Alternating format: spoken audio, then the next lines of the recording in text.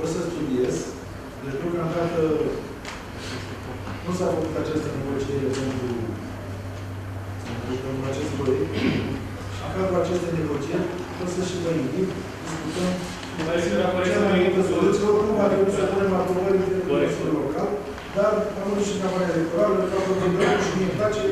Deci, vedem dacă aveți mai multe informații, le punem pe hârtie, mergem la negocieri împreună, să găsim cea mai bună soluție. Nu sunt specialist în Federația Română de Fotbal.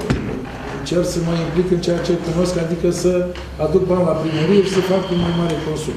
O să-mi iau un consilier pe probleme de sport, care o să știe mai mult decât mine. Credeți-mă că în momentul ăsta nu mai deschid nici televizor. Nu că nu mi-ar place, ajung târziu și sunt așa de obosit că mă trezesc dimineața îmbrăcat de 2 ore, până săptămâna asta a fost. Și nu mai știu nimic despre sport și despre ce se întâmplă. Încerc să...